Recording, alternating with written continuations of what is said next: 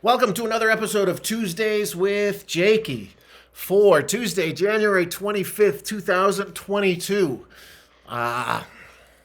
Feels like I haven't done this podcast in forever because I kind of haven't done one like this where I just sit and talk to you guys, my homies, my buddies, my internet posse, listenership. The past few weeks, I didn't do an episode last week. The week before, I did a remembrance of my friend Rodney, which was a non-traditional podcast where I had lots of other people giving their memories that I was dropping in to the podcast and stuff. And then the week before, which was, the 4th of January, I did a whole episode about my relationship with alcohol. So it's really been since December 28th or something that I've just sat here and talked for an hour. And I gotta say, it scared me today because I don't know that I have enough stuff to talk about for an hour because, well, a lot of reasons. One is because I don't do anything up here. So there's nothing really been happening. I barely see anybody, though I have made it a point to be a little more social with the townsfolk these past couple of weeks. I've been going down to the tavern once or twice a week for coffee with my coffee crew, which is a few ladies in their 70s and 80s, and then last week a couple came through. It's this couple, Chris and Lois, who I met them over the summer. They have a house in Big Creek, which is, it's not even a town, it's a place 30 miles deeper into the backcountry from Yellow Pine that has zero electricities. They don't pave, they don't plow any road that goes up there. Chris and Lois have a cabin up there though, and they'd go up there for a week here and a week there over the summer, and they'd always stop in at the tavern, and I got to like them. They're in their mid-80s, and in the winter, they take their snowmobiles either to Warm Lake or to Yellow Pine. Warm Lake is 25 miles south of here on a winding dirt road. And Warm Lake is a place where a lot of people will trailer their snowmobiles. They'll take their snowmobiles on a trailer.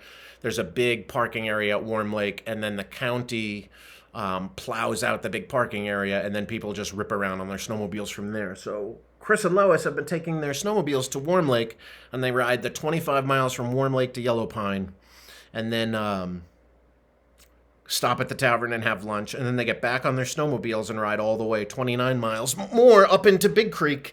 And I found out they were coming in last week.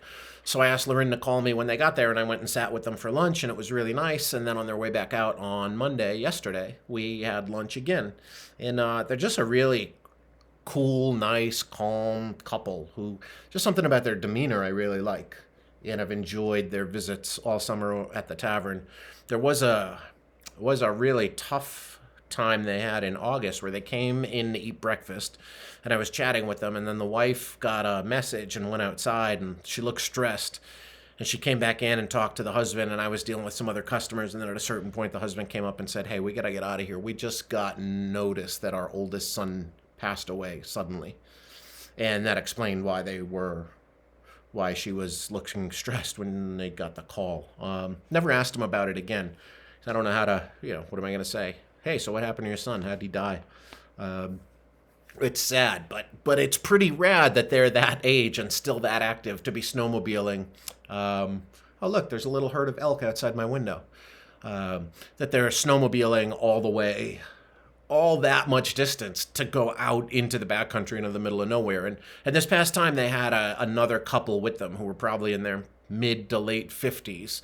And then when they came back in for lunch yesterday, I was asking them how it went up there, and they had gone snowmobiling out into the middle of nowhere, and Chris actually fell off of his snowmobile, and they had some pictures, and they had a good laugh at it. And I'm happy they could laugh about it, because when you're 80 plus years old, when you're an octogenarian, just a little slip and fall of your snowmobile could be quite disastrous. But I love that they're living and loving their life even up into their 80s.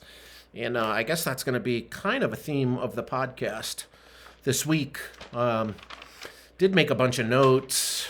I make notes all week. Like, I keep a little notes app in my folder, and when I come across something, a quote or a thought or an idea or something, I put it in that notes app. And then Usually on Mondays or Tuesdays before I do the podcast, I'll go through and copy things down onto a notebook and so I can read them and be reminded of things. I don't really make an outline for this podcast, but I just kind of, that's a way, by writing down these things, transferring them from the Notes app usually onto some paper, it's a way for me to sort of organize my thoughts. And I usually spend 2 hours doing that before I do an episode, and I think about it all week. And I'm saying that because it seems like this thing should just take an hour a week, right? But it takes a lot of hours of thinking about it, and then a couple of hours of prep before I sit down and record, and then another hour to do the few edits I need to do, which isn't really that much, but then pump it out of the program I use into a file that I can upload, and then write a description, and like it's a fair amount of work to get this up every week. And last week I wasn't feeling up for it, which is why I posted the interview with Dick Dale from 2013, because I was depressed last week. And it's the first time I've really felt like depressed, as opposed to like I've had little funks here and there, but first time I felt depressed since last year around Christmas and New Year's. And I guess some of that is seasonal affective disorder. I guess some of it is probably not having a lot of human interaction, but I think the gist of it really was talking about Rodney, and reopening that wound of grief. And last week's episode took me about 6 hours to put together. It was a 3-hour episode, but it took 6 hours to stitch together because I had all these files that people sent me, like voice memo recording files that I had to put together. And just looking at pictures of Rodney and thinking about him and talking about him and hearing other people talk about him, grief is a many-splendored thing. Splendored, not really. It's like an orb with a lot of knives sticking out of it. Many splintered. Grief has many splinters. Maybe that's what I was getting at. In that, you think you're okay with something, and then when you really have to, you get down and spend all that time talking about Rodney. I think for a couple of days afterwards, I felt okay, and actually the day I did it, I felt great. And then it was like such an emotional expenditure. And the week before, too, doing that 2.5 hours or whatever, talking about my relationship with drinking and depression, those things come back to hit me. And I realized that, like, when I was on the Stoke the Fire podcast the end of October, reopening a lot of those wounds and talking about the things that led me to suicidal depression and stuff, like the next day or the day after, it hits you. And I was thinking after the Rodney podcast, I was thinking about that. I think I did that on a Tuesday, uploaded it late Tuesday night. Wednesday, Thursday, I was fine for the most part. And then Friday, Saturday, I just kind of started to slide. And by Sunday, I was kind of in a full-on depression. And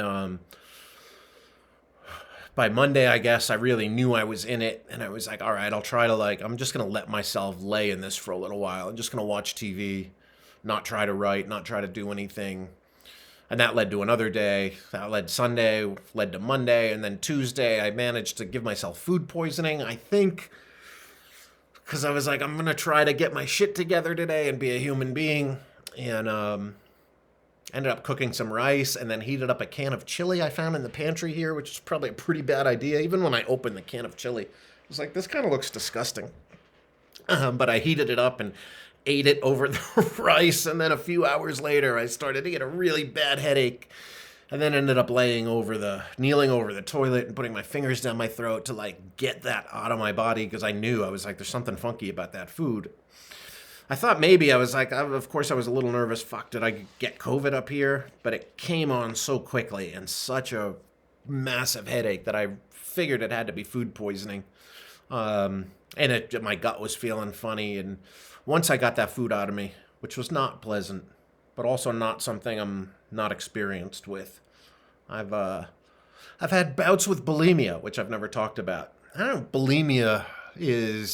know bouts with bulimia, but back in the 90s, I used to enjoy, for whatever reason, on Saturday nights, I would come home from wherever I was out, and I would order a bunch of food from the Waverly Diner. I was living on Waverly Place at the time.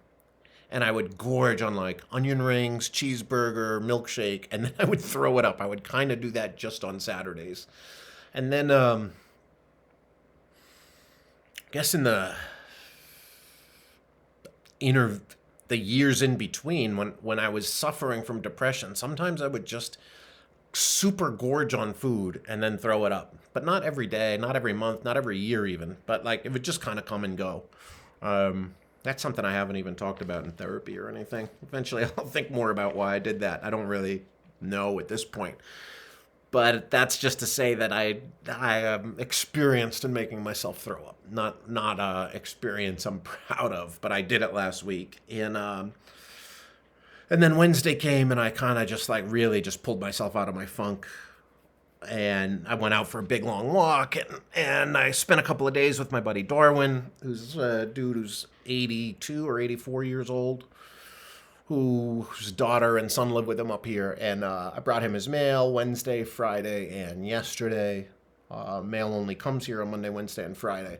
So I brought him his mail and we sat and chatted and I was able to pull myself out of my funk. And then ended up having a pretty good weekend and I've been getting outside and going on walks and some snowshoeing and, been mostly enjoying myself.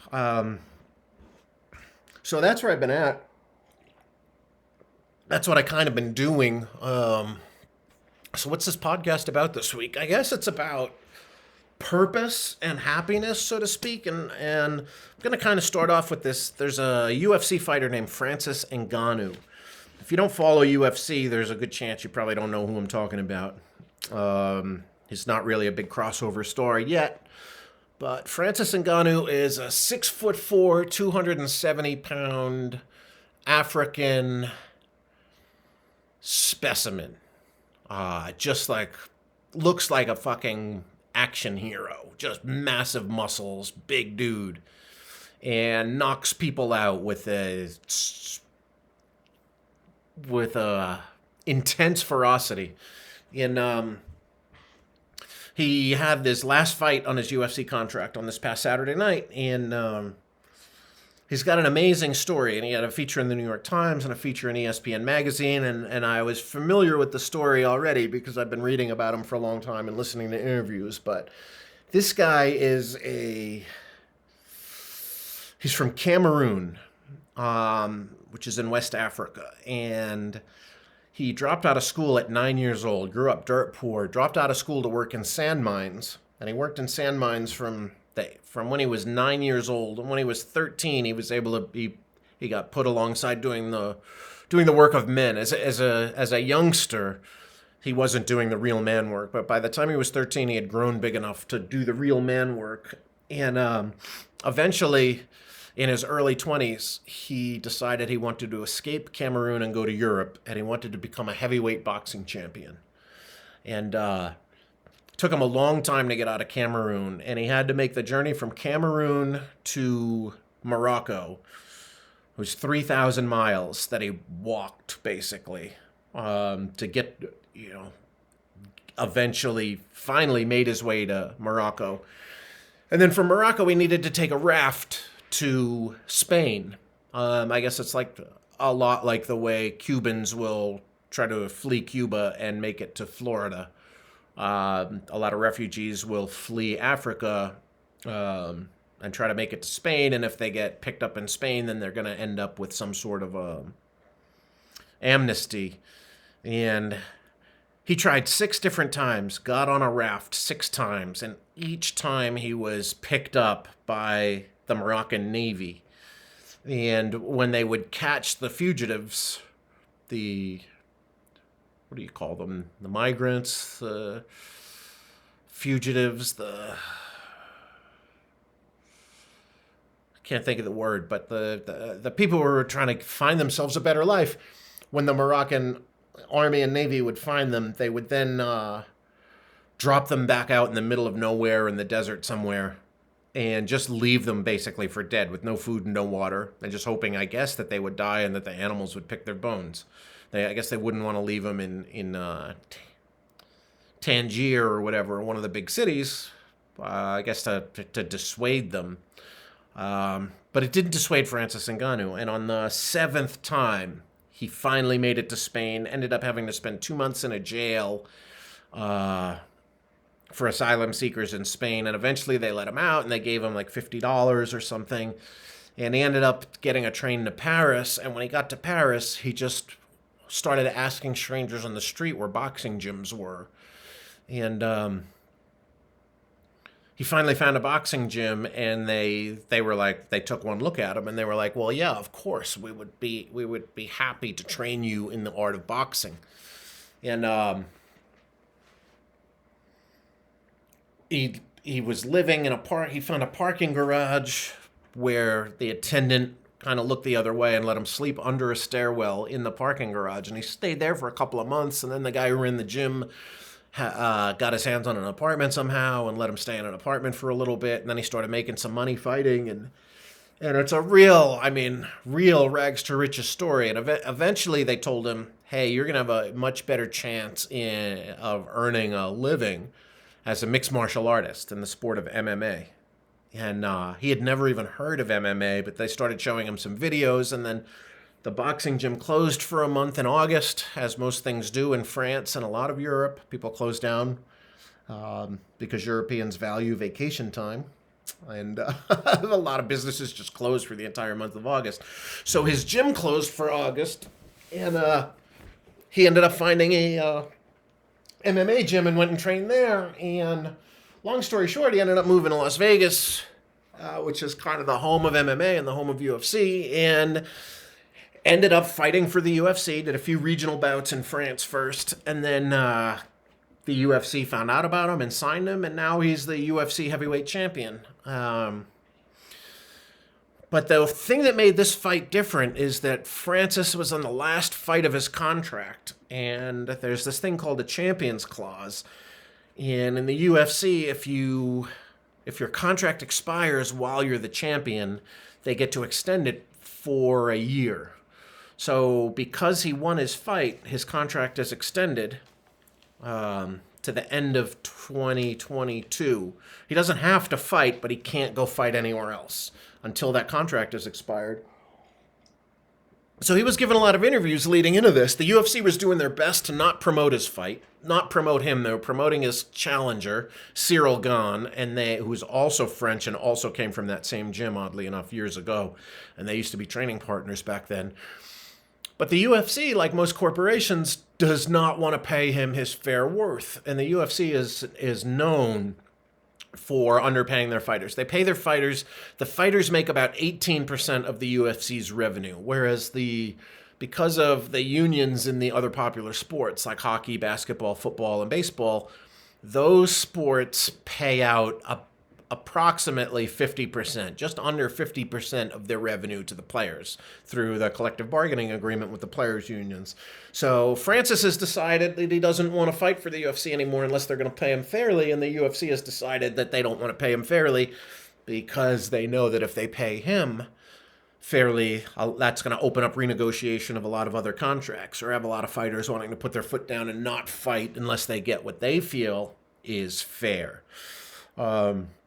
Francis ended up winning his fight in an incredibly gutsy performance. He actually tore his MCL and injured his ACL, which are two ligaments in your knees. The MCL is on the inside of the knee, the ACL is on the outside. And I know more about this than I should because I had a tear of my MCL this past year. And Francis completely tore his MCL and injured his ACL and had to go into the fight without his tremendous knockout power, but ended up losing the first 2 rounds and then won the last 3 rounds by taking Cyril Gane down and wrestling him. And I listened to a couple interviews with him after the fight, a long one yesterday where he was on Ariel Helwani's MMA Hour podcast. And just the intestinal fortitude it took for a guy like that, not only to win this fight, but the whole story, to escape Cameroon, end up in Morocco, flee Morocco 7 different times before finally making it the whole way into Spain, and then getting jailed in Spain, and then being homeless in Paris. And the interviewers were asking him, like, didn't you want to cancel the fight when you found out you tore your MCL? And he was like, well, it was nothing, like compared to everything else I've been through. He's very soft-spoken, which is interesting. Where a lot of these MMA fighters can be quite bombastic in their interviews and stuff, but Francis is very calm. But Francis is what he's been talking about was freedom, and he wants to be a free man. And he had some quotes about. I didn't pull any of those up, but he had a. They asked, well, what if the UFC strips you of your title? And he said, well, it doesn't matter because I'm the UFC champion. They could strip me of the title, but what's that matter? Like, I know I'm the champion. I became the champion. I defended the championship. Like, doesn't matter. And they're like, what do you want from the UFC? And he's like, I want to be a free man. And what he's saying is he wants to be free to do what he wants, and he doesn't want to be tied just to the UFC. And he wants to be able to box if he wants to. Tyson Fury, who's the heavyweight boxing champion, has been making noise about wanting to have a fight with him. And he just wants to be in charge of his own destiny, is really what he's talking about. And he's like, with these UFC contracts, they're very restrictive, and they don't let you do anything outside of the UFC. And if you do want to do something like, even if you want to do something like Dancing with the Stars or something like that, not saying that's something Francis wants to do, but you have to get the UFC's permission to do that because they tie you in these exclusive contracts. And he just wants to be a free man. And I think that's something a lot of us can understand right now. And myself, of course, if you're listening to this, you probably can. But I think just most Americans and people around the world understand that, like, corporations in general, they steal our freedom, right? Like, they steal, first of all, they take our time from the day, right? 8 hours, 9 hours, 10 hours a day, plus commuting time. And they give you back a certain amount in money, right? That's the exchange, right? That's a job. But more and more, they want more time, right? Corporations want you to answer your emails, especially if you have like a corporate job. They want you to answer your email when you're not at work. They want to tell you that you need to pass a drug test when, like, why should I have to pass a drug test to work for a corporation, especially if it's some office job? Like, I kind of get it if you're a truck driver or a heavy equipment operator or a boat captain or something like that. I kind of get it. But at the same time, like, if you're a truck driver, like, who cares if you want to do cocaine on your day off or acid or, whatever it is, whatever these drugs are that they test you for, or marijuana, right? Like, do I want a truck driver stoned driving a truck down the highway, an 18-wheeler? Probably not. Much like I wouldn't want them drunk. And yeah, sure, there's an argument that, like, it's way easier to drive stoned, and it may be. But, like, I understand, what I'm getting at is I understand the need for drug testing in some places. There's also drug testing. Why should a corporation have any say over what you're doing on your time off? But really, why should, not every job is a career. And if you've decided you want to have some sort of career, then, good for you. And if you want to work 20 hours a day or start your own business, then good for you. But if you don't, like, what are the options for the rest of us? What are the options for work? I've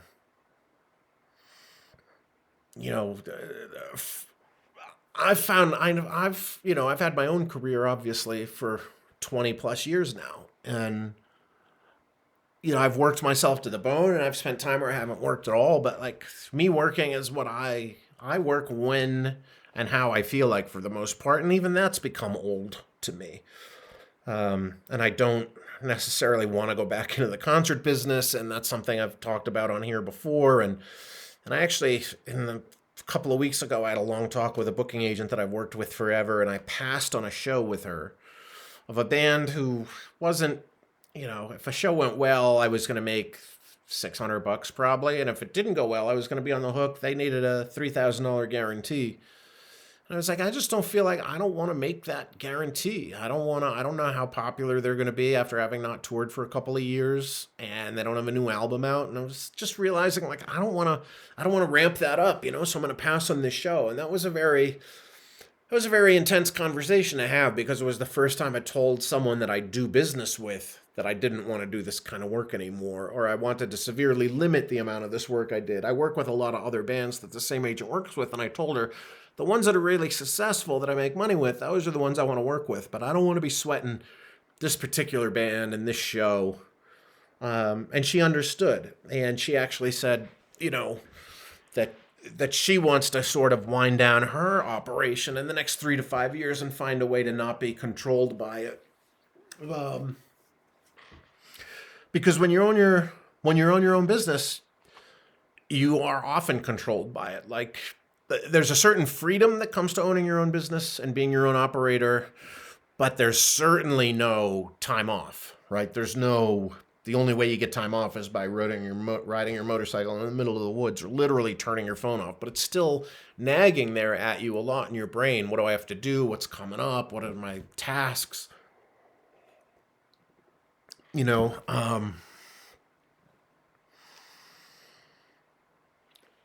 the idea is how do I want to structure my life now? I'm still trying to figure that out.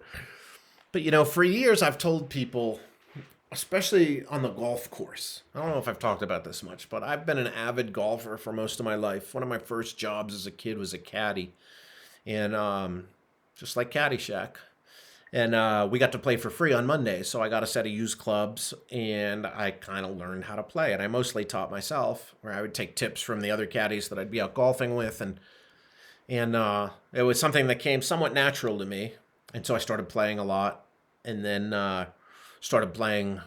I got myself a junior membership at a golf course that wasn't too far from my house. So I would oftentimes I would caddy all weekend, and then I would just ride my bike to the golf course where I had a membership and play golf. And as I got older, I very much enjoyed playing. I don't really enjoy playing with other people. It's always been a sort of meditative thing for me. Way more often than not, I'll go play by myself. But when I get stuck with these other people on golf courses, it's this phrase that I came up with kind of just started there. And it just started as a joke, but I realized how much truth there is to it. And that's that guys I would be playing golf with would automatically want to ask what I did. What do you do for a living? What do you do for work? And I would just say as little as possible. And I tried some other, at first I told people what I did, and then that led to more questions about my work and my business. And I was like, I don't want to do that. I don't want to get into this. And then I started inventing the story.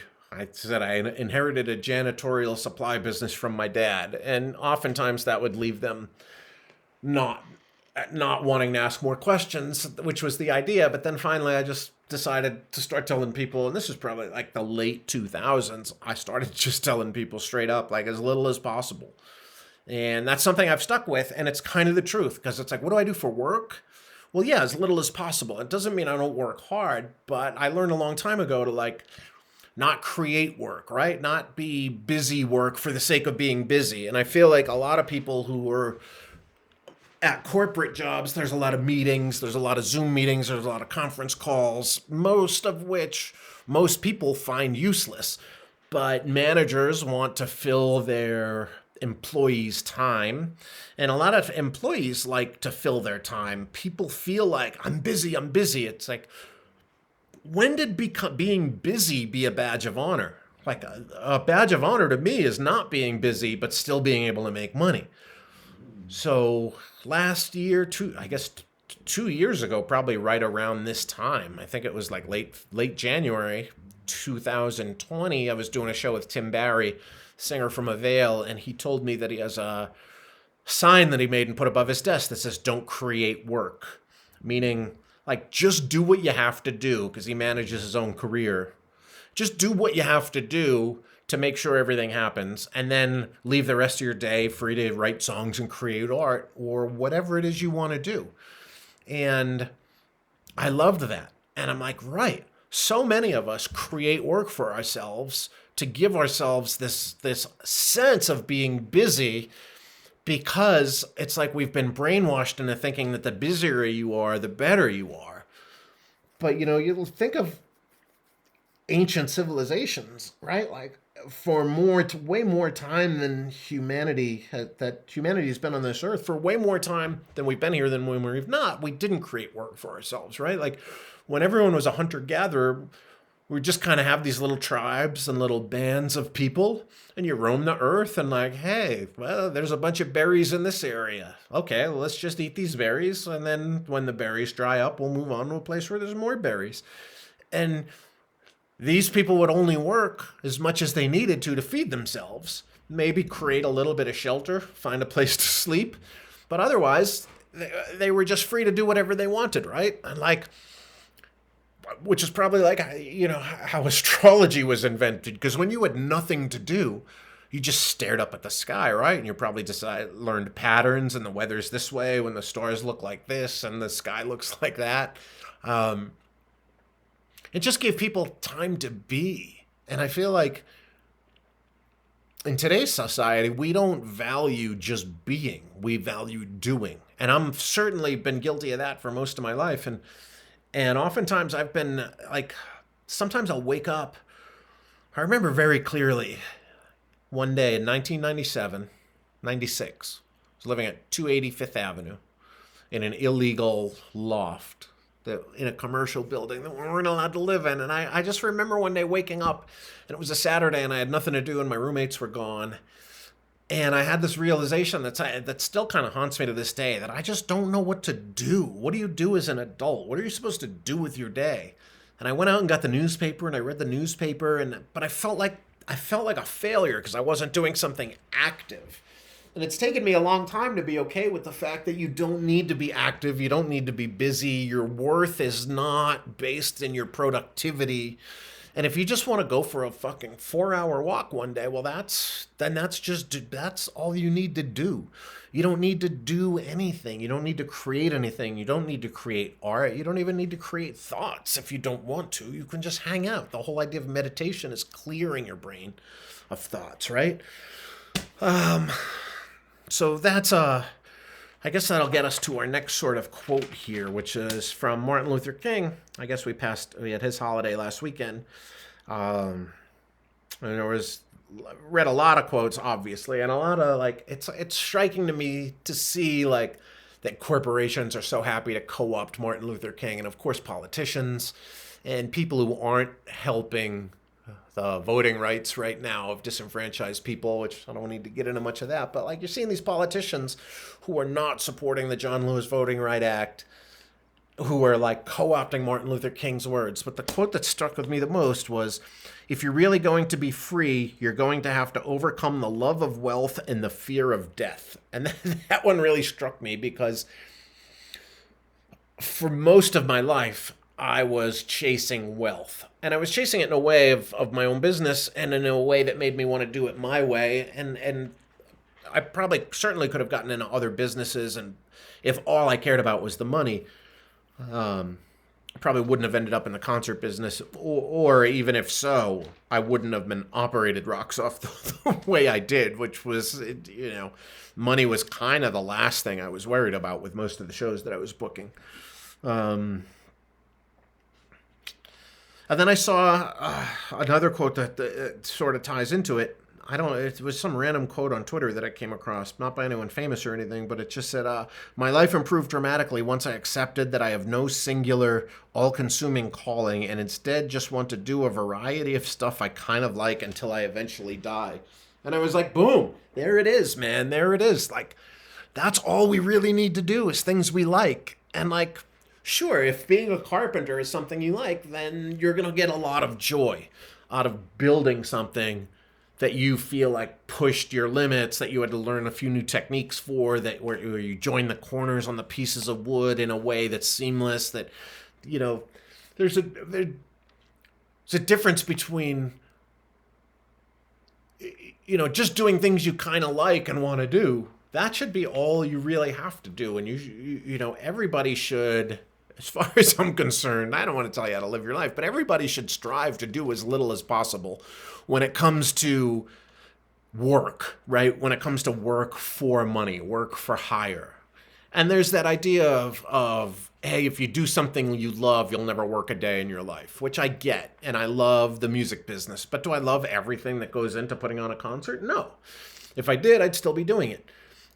Is there anyone out there who really loves every single thing about what they do? No, I doubt it. So even if you find something to do that you love, there's still going to be work elements to it, especially if you're working for someone, right? And the idea of freedom, if someone can tell you where you have to be, how free are you? If someone can tell you what you have to wear, how free are you? If someone can tell you how you speak, how free are you, right? Even if you work from home, if you're working for a company and they tell you have to be on this conference call at 3 p.m., you're not really a free person. You might find lots of moments of freedom, but how free are you? And are any of us ever really completely free? Well, no. Even those hunter-gatherers from years ago, they still had to find food to eat, right? But so none of us are ever going to be able to be completely free of work of any kind. Even, dare I say it, even really rich people who live on trust funds still have to like organize their trust fund and their money and like set up auto pay for their bills. So what I'm getting at is that no matter what your lot in life, you're still going to have to work a bit, just taking care of general necessity things. But can you figure out how to trim that down? Yes. And there's where Martin Luther King says, if you're really going to be free, you're going to have to overcome the love of wealth and the fear of death. And I'm not really afraid of death at this point. I'm not looking forward to it, but I'm certainly not afraid of it. And if I was afraid of it, I probably wouldn't, ride a motorcycle. And wouldn't ride it to the places I ride it, right? And I wouldn't be walking out through the woods snowshoeing where I could get attacked by a mountain lion. But that's all just risk for reward calculations and ratios, But sure, if you can overcome the love of wealth, well, that's one sure step towards freedom, right? And the other is the fear of death. But I think a lot of people also equate death with just uncomfortableness and the unknown. And I think a lot of people are afraid of the unknown of like, how do I start a new life that doesn't require me to work all the time? How do I get off the hamster wheel of a corporate job? Or if I'm going to be at a corporate job, how do I put my foot down and make it work for me as opposed to me working for them? Right? And I don't know the answer to that for most corporate jobs, but I know that most people I know that work at corporate jobs are oftentimes required to work more hours than the typically agreed, and they're afraid to say no because they want to be good team players in some sort, or don't want to let their other employees down, or don't want to let their boss down for whatever reason. But like, would the boss let them down? Probably. If it happens all the time. But yeah, the love of wealth, that's probably the most important thing for us to get rid of. And there's been this like brainwashing recently. When I say recently, I think I mean the past fucking 100 years or something. But really, the further we march into time and to the present, the more we've seen that there's been just this like sexualization of riches and billionaires, and people talking about billionaires, and like people think Elon Musk is this fucking visionary genius, when if you look at if you read reports on car websites and really see what Teslas are all about, like most people are not happy with their Tesla purchases. But the media has done, like there's a lot of things that break on them and they're not suited well to be fixed. And oftentimes if a small thing breaks, it can lead to totaling the car because of the way they're built. Like, is that how a genius built his car, right? And like, sure, the guy built a rocket that goes up in a quote unquote space, but like it doesn't really go to space. It just goes higher than most planes, Is 12, 13 miles off the ground. Is that space when the moon is 250,000 miles away? Like, no, not really. But the sexualization and sensationalization of billionaires is really weird, because it's caused so many people to sort of look at wealth as like, there's so many people that defend billionaires and defend like, why you don't need to tax them, you should privatize more things, and government just wastes money. And sure, government's wasteful, and it's always going to be, and there's always going to be a bureaucracy, but the entire point of government is basically to like keep their people safe, right? And capitalism and the safety of the people in a ostensible democracy are really at odds with each other. And the people at the top of the capitalistic pyramid they're making all the money, and they don't care about keeping us safe. And the whole idea of capitalism is growth, right? And companies have to make more money, and that's the way the stock market works. And that Every quarter, you have to post more profits, more profits. If you post less profits this quarter than you did last quarter, your stock price is going to go down. So the whole idea of capitalism is to push forward, more, more, more, more, more. And at what cost, right?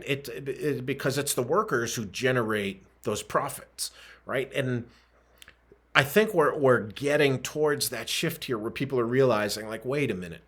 I don't think the government might not care about me, and the corporations might not care about me. And we're seeing positive signs in that unions are starting to take hold, right? Starbucks are starting to become unionized. There was the Kellogg's,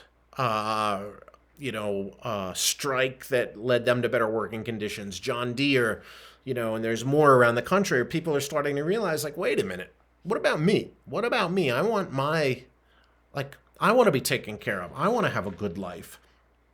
And, there's a phenomenon going on right now called the big quit, because I think people are realizing, like, yeah, I'm going to quit my job. I don't want to do that anymore. I don't want to work a shitty job for shit money. And I think corporations are fucking scared, man, because they can't find workers, right? And governments are getting scared. And there hasn't been an increase in the federal minimum wage in 10 plus years. $7.25 is just ridiculous. And every day I kind of see something new in the news where, you can't drive a tractor trailer until you're 21, but they're going to lower that age to 18 now because they can't find enough tractor trailer drivers. And it's like, you'd find plenty of tractor trailer drivers if you paid them a reasonable wage. But there's so many people out there defending, if you don't like it, get a better job. And it's like, well, then who's going to flip your burgers, man? Who's going to fucking drive your trucks? Who's going to figure this out? When the truth is that the government is so aligned with corporations in that they want and need to keep us poor. And by us, I just mean Americans, humans. And this is not a new thing, right? Like, I was reading a book last week, and there was a quote from a English nobleman named Patrick Colquhoun. I don't know how to say it, but he was an English nobleman from the 1700s, and his quote is, "Poverty is a most necessary and indispensable ingredient in society, without which nations and communities could not exist in a state of civilization. It is the lot of man. It is the source of wealth, since without poverty there could be no labor, there could be no riches, no refinement, no comfort, and no benefit to those who may be possessed of wealth." To those who may be possessed of wealth. I mean, that could only be said by an English nobleman, right? And by nobleman, what does that even mean? It means somebody who was born into money, right? So he was possessed of wealth. He didn't earn his wealth. And so he's only concerned about people who are also possessed of wealth and who want their wealth to grow and who want to develop generational wealth, right? And it's like, of course, the idea of poverty is as old as the idea of capitalism and consumerism in general, right? In that if you don't have poor people, then who's going to take the shit jobs? And well, then you look and like, okay, people take all sorts of shit jobs in Australia, where the minimum wage is really high, and in Scandinavian countries where the minimum wage is really high. They're not having the unemployment issues that we're having, because if you're going to make $18 at a fast food restaurant, well, that's a living wage, right? In many parts of America, most parts of America, that's a living wage. We look at certain corporations that we revere, right? Like In-N-Out is a revered corporation. People love In-N-Out. They love the brand. They're attached to it. In-N-Out is wildly profitable, yet they start their employees at $17.50 an hour. And they're the managers of an In-N-Out location, most of them make into the six figures. So it's like, can corporations, can Carl's Jr. really not afford to pay someone more than $7.25 an hour? No, of course they can. But they're being told not to by the very few at the top of that pyramid who are collecting all the riches and who are being enriched by people working for that low wage. But what we're finding here is that lately, people are not doing those jobs. And I think a lot of us sort of figured out back when the pandemic started, and all of a sudden they just started sending $600 federal money, $600 a week to people plus unemployment. A lot of people saved money up, but it gave a lot of people the option to like not have to look for a new job. And there must have been some sort of like great awakening that was happening during that time that's leading people to not wanting to go back to shitty jobs. And I don't know what people are doing, but I think people are adapting and figuring it out, just like I have, even though I wasn't going to go back to a shitty job, I was going to go back to my job, which kind of doesn't even exist now just because concerts are so risky. But I think the government's sort of figuring that out too. And Biden talked about canceling student loan debt. And of course, there were all these promises about raising the minimum wage. And that's not happening, right? And if you look at the way our society is set up, it is set up to keep us at work, right?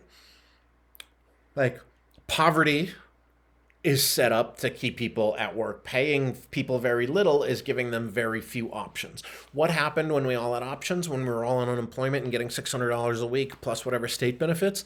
Well, Black Lives Matter marches happened. People started setting fucking police stations on fire and cop cars on fire. And I think the government has realized that they can't eliminate student debt, because if they eliminated student debt, then it would give people more ability to leave their jobs, because so many people are tied to their jobs because they have to pay their student loans or because they need their health care, which is another thing. The whole idea of us, the whole reason healthcare is tied to your employment is not a mistake. It doesn't happen in almost any other rich company. Sure, in England, you can have the National Health Service, the NHS, but if you have a good job, you can get private health insurance. So on top of that, so if you need to have a sort of surgery, you might want to go to your private health insurance, one of those doctors. But if you don't have that money, well then yeah, if you tear your rotator cuff, you're going to get your rotator cuff fixed, right? If you get cancer, you're going to go to the NHS and they're going to take care of your cancer as best they can. And the idea of tying your health care to your job is another way of keeping you sort of subservient to the companies, right? And I was thinking about abortion recently too, and about how, like, what is it about abortion, right? Like, what is it about the far right? There's obviously the God angle to it. But I gotta think that's really in the minority, or at least the powers that be, the sort of ruler class, is anti-abortion. Like, look, the Democrats aren't really stepping up trying to figure out how to save Roe versus Wade. Because I think the idea is, and color me conspiracy theorist on this, but really it sort of dawned on me last week that, like, well, the people who can't get abortions, right, are going to be the poorest people. Right? Rich people always figure out how to get that shit done. But they want poor people to keep having poor babies so that there'll be more people to take these shitbag minimum wage jobs. It's like that guy Patrick Qualicoon said, poverty is a most necessary and indispensable ingredient in society, without which nations could not exist in a state of civilization. About workers, right? About if you don't have poor people, you won't have poor people to do the poor people jobs. And it's like, is this society even really one that we live in where they want there to be upward mobility? Like, of course, you need a few breakthrough billionaires or millionaires to show that if you just work hard enough, you can become rich too. But like, the vast majority of people in this country and around the world, no matter how hard they work, will never generate that obscene wealth. And look, I have no problem with people who become rich by starting a business and inventing a product that people really want. But how rich is rich enough, right? Like, what's the difference between $50 million and $500 million?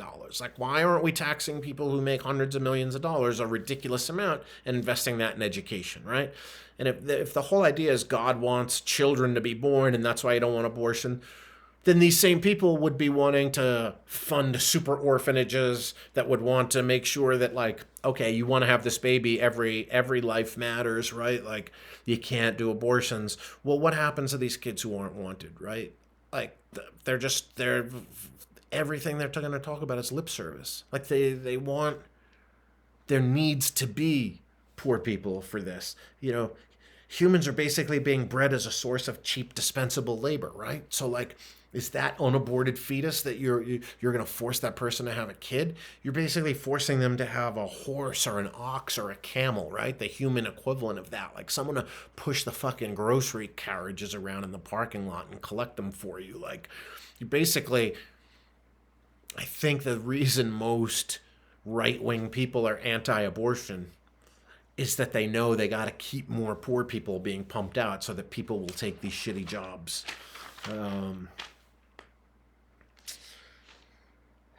Is this a feel-good podcast you were expecting from the week? Because to be honest, I do feel pretty good in general, but I have been giving a lot of thought to both myself and to my friends. I have a really close friend who I talked to last week who's about to quit his big institutional job. He works at a university, and he's just had enough. And the university got a new president over a year ago, and they gave him an interim title as a promotion, but no more money, and they've been working him fucking raw to the bone and not giving him support he needs and causing him to work 70, 80-hour weeks. And he's just like, I fucking had it. I think I'm going to go work. And he's been at this university for 17 years. He's like, I think I'm going to go work as a fucking carpenter. And I'm like, yeah, man, go work as a carpenter. Like, fuck it. And his university president told him a couple of weeks ago, you need to check your email at least once an hour, no matter what. If it's a holiday, if it's a vacation, if you're on vacation, if you're on Christmas, whatever it is, you need to check your email once an hour. And he was like, wait, what? No. And it's like, well, right, exactly. No. And then we see something like that tsunami that hit, was it Tonga a couple of weeks ago, and you're like, there was an underwater volcano eruption that caused a tsunami to hit Tonga, and it's like, man, what if that shit was just outside of Los Angeles or right outside of New York, and a tsunami came, and like, or wherever you live, whatever it is, what a forest fire, like that's got to be a reminder that shit could happen at any time, and like, do you want to die at your office desk? I don't think so. Maybe, do you love your office job? If so, cool, man, good for you. But I don't know anyone who loves their office job. Most people I know who have jobs of any sort, they're really means to an end, as a way to support their family, as a way to, have their health care, it'll put a roof over their head. But like, that's we've got to decide if that's a trade-off that we want in our lives. And for me, it's not. And I talked to an agent this morning. We were talking about maybe doing a show, and I think I'm going to do it with her, and it'll be next October. So 10 months from now or whatever, 9 months from now at Irving Plaza. And I have a show that I'm going to put up tomorrow. Grateful Dead tribute band that's playing on our boat, Wig Jam. We do this thing called Ship of Fools.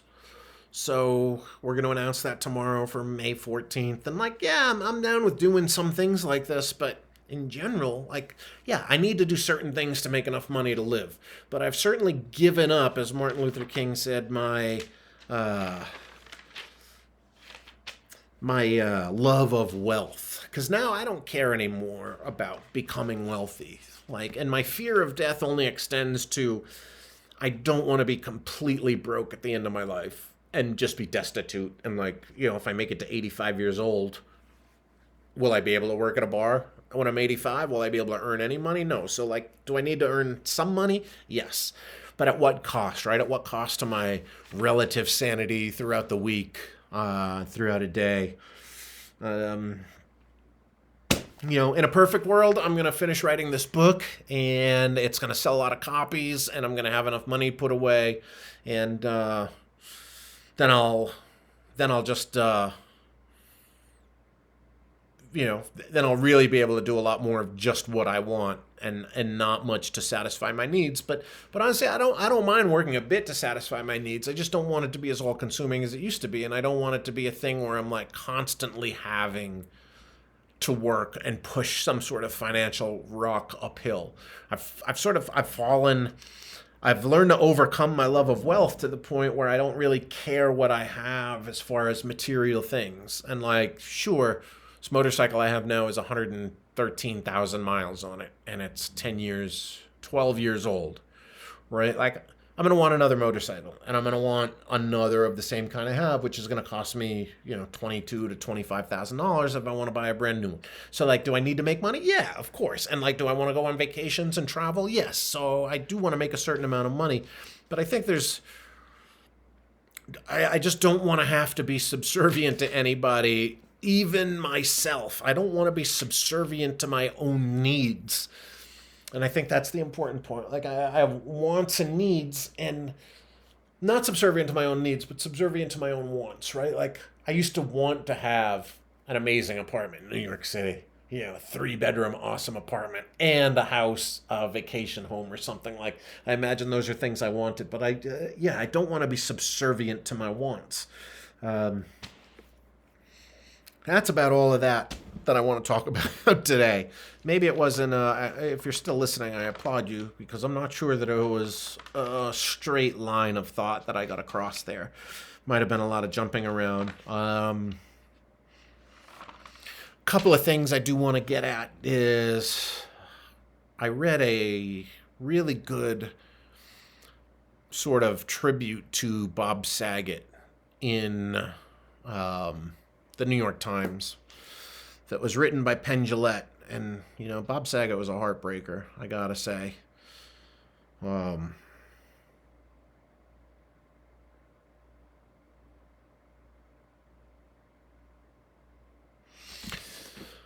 Sorry, I was looking for this quote. Bob Saget was a heartbreaker because he was 65. He wasn't overweight,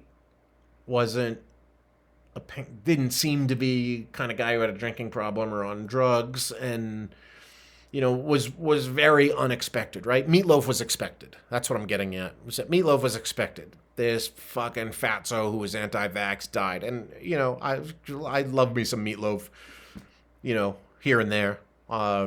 I still kind of like Paradise by the Dashboard Light. I usually hate rock operas. I certainly hate the sort of the Broadway show tune rock and roll thing that like Glee and Rock of Ages ushered in. I don't like show tunes. It's just they irk me to no end. I can't watch Hamilton. I didn't make it into the second song of Hamilton. That stuff just drives me fucking batty. But for some reason I like Meatloaf.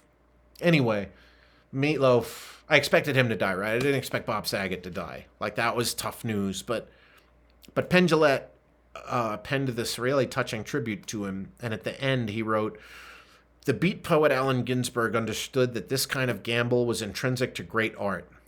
He is said to have said, 'The poet always stands naked before the world.'" And then Penn Jillette goes on to say, "I think there's more to it. The artist must bravely say, 'I am going to show the world who I am, and I trust that someone will understand.' Real art, beautiful art, is always a scary act of trust. We look to art to see another person's heart. That human connection is all that matters. For me, it is a reason to live." And that hit me hard because I've talked about, like, just loving art is one thing. And back when I was going through my suicidal depression, I sort of used art and the releases of new pieces of art as a way to keep getting me through. Like, I had kind of decided I was going to kill myself, and I really decided in March and April of 2019, and I went off on my motorcycle to try to kill myself. And the thing that kept me alive, and I don't want to get into that, I'm not going to get into that much because I've talked about it plenty. But the thing that kept me alive at first was art. I found out that the Raconteurs were playing at the Belly Up in Aspen, a very tiny venue that holds like 400 people. And I was like, I'm going to stay alive until these Raconteurs shows. And then I decided I'm going to stay alive until I can see Once Upon a Time in Hollywood. And then I'm going to stay alive until I can see the Raconteurs play at the Hammerstein Ballroom. And then I'm going to stay alive until I can see the Joker movie. And I kept moving the goalposts of my own suicide to correspond with art. And And now, with the second lease on life, one of the things that was driving me crazy when I was trying to commit suicide was that what kept knocking me in my head, in my psyche, in my conscience was you never wrote your book. So now I've been dedicating myself to my writing. Some days more than others, but in general, working on writing this book. And I would like to maybe, earn my living as some sort of artist. And in many ways I have, between the bands I played in, and also, it wouldn't be that much of a stretch to say that running Rocks Off for the past, 20 years has been one huge piece of performance art in itself. And in that I turned myself sort of into a character that was the mascot for my own company. And that's why probably why a lot of you are listening now. You learned about me through shows that I was putting on, right? I would assume. So my life has sort of been my art to a point. And what Penn Jillette said there about real art, beautiful art, is always a scary act of trust. We look to art to see another person's heart. And the artist must bravely say, I am going to show the world who I am and trust that someone will understand. I feel like the last 20 years, I created this character of myself that, of course, was based in me, but I was so bombastic and outgoing and energetic and oftentimes off color and very colorful at the same time.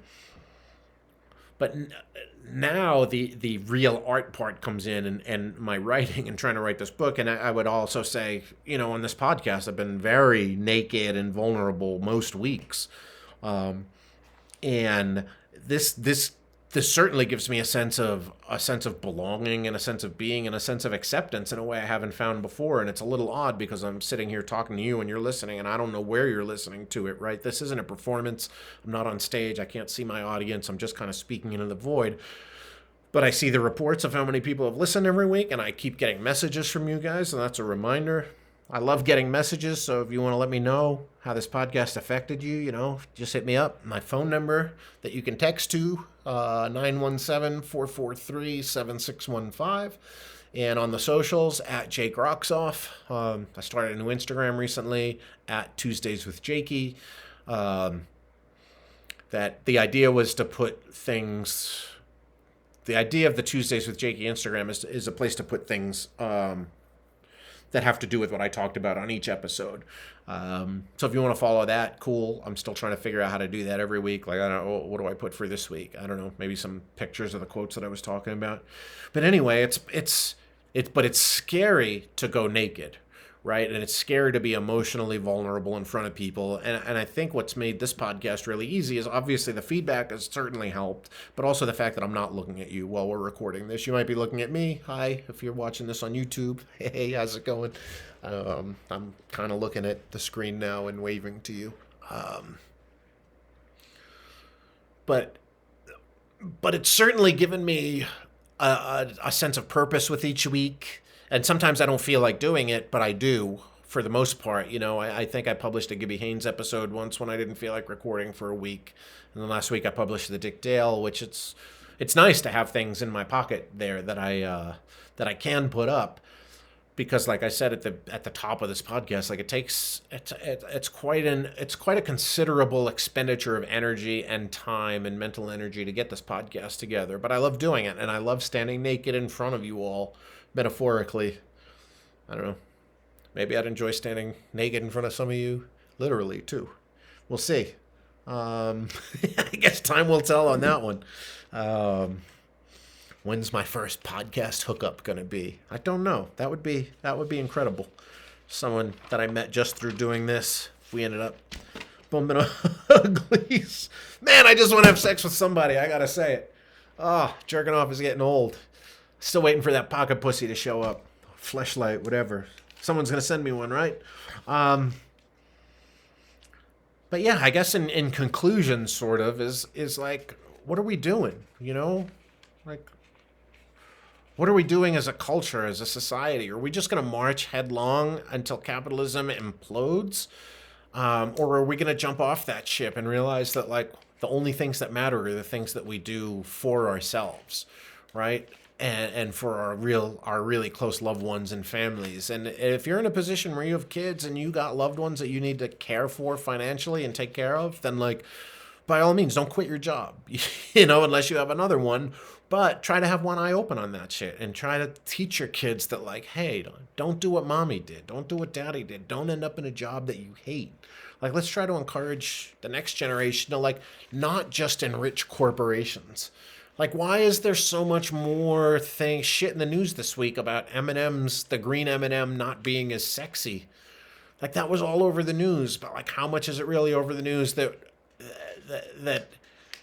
Yemen is being bombed by a coalition of forces, including Saudi Arabia, UAE, and America, and we turned off the whole country's internet and have been blanketing them with bombs, and there's millions of people on the verge of starvation. Like, why is that happening? Well, we know exactly why it's happening. It's happening because of capitalism and corporatization. And why are we sending fucking lethal aid to the borders of Ukraine? Like, why do we do all this? Well, it's because it's profitable for the ruling class that own Raytheon and Lockheed Martin and shit like that. Anyway, I don't want to get that much more into politics. I guess in conclusion, I want to say, hey, think about, I want to encourage more people to think about their priorities and why we act certain ways we do and why we're living the life that we live. Is it because you want to live this way, or is it because you've only been taught that it's the only way to live? And I guess that brings me back to Ishmael, which is a book I've talked about doing a book club with here, and I don't know if I'll ever get around to that, and I'm not going to say that I eventually will, but I'd highly encourage people to read Ishmael by Daniel Quinn, which is a super easy read, or Civilized to Death by Chris Ryan, which is also a pretty easy read. It's only less than 300 pages, I think, 280 pages or something. It's not... There's people who talk about how civilization ended up at this point and how this isn't the be-all, end-all. But America has been so keen to crush communism because it's anti-capitalism, and they want to tell us how evil and awful communism is. But it's like, I've been to poor countries, man. I've been all over, been to so many different places. And I'm pretty sure I've said it before, but I'll say it again. The people who are the most poor around the world that I've run into are also the happiest. And it's the people who have the most who seem to be the most unhappy, right? Why are suicide rates so high? Why is mental health such a struggle for so many people and down into the teens? Like, it's because we're being forced to be plugged into a society that doesn't really fit humanity. So if you can get off that hamster wheel, if you can even get one foot off, if you can get your offspring off of it, like, please, spend some time thinking about it and some energy and attention into, slowing that down. And if you're still listening, God bless. I'm going to end on something completely different. And that is Sion Sono, Japanese director, who I watched a couple of his movies 2 weeks ago. Probably gonna get into another this weekend.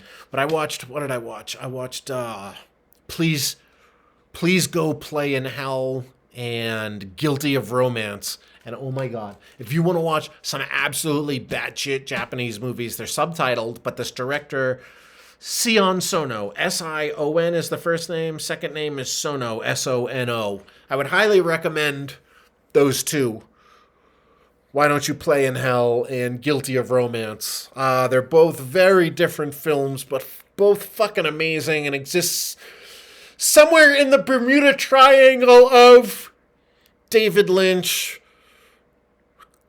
It's like somewhere between David Lynch, Quentin Tarantino, and I don't know. Fuck. Like, I had the third director. I used that reference with someone. And I forget who the other director I put in there was. But it's some real batshit crazy stuff. And just, it's incredible. Anyway, I would recommend you checking out some of his stuff. Otherwise, speaking of capitalism, if you want to support this podcast and support a little bit financially, if you have a few extra dollars to go around, very much appreciate it. Obviously, you could always Venmo me some money through my phone number, 917-443-7615, or my Venmo is at Jake-Sufnerowski. PayPal, jake@rocksoft.com. But more importantly, want to help me get rid of some shit? I got a bunch of coloring books left over that I made last year. And I'm trying to thin out my personal belongings, so wherever I move to next from here, which at this point is increasingly looking like I'll end up living in the woods again for another summer in Yellow Pine. But wherever I go next, I want to take as little stuff with me as possible, and you can help me do that by going to rocksoff.bigcartel.com and buying some of these coloring books. I've slashed prices on them, $5 each. Discounts if you buy multiples. I think it's 3 for $10 plus shipping. And if you want to buy, I've got a bunch of t-shirts left over from the town I lived in before I came to Yellow Pine. It was called McCall. And I made shirts that are little kind of 70s inspired logo that say McCalm, where all your troubles melt away, with a picture of a snow-capped mountain on it. So you can go to rocksoft.bigcartel.com and buy some of this shit. Please help me get it out of my house and into your house. The coloring books make great gifts for women and children, brothers and sisters, gentlemen of all ages. Rocksoft.bigcartel.com. Okay, cool. We're going to take it away now with the Tuesdays with Jakey theme song done by Jonathan Braun, a.k.a. Johnny Pacalolo, a.k.a. the fake David Byrne from the Talking Heads tribute Start Making Sense. All right. Keep trying to figure out how to get off that hamster wheel of capitalism. Remember, there's a big difference between wants and needs, and just make sure your needs are taken care of, and then quit your job if you can. Anyway, I'll be back next week, I'm sure, with another episode of Tuesdays with Jakey. Thank you for listening. Keep your feet on the ground. Keep reaching for the stars. God bless you, and inshallah.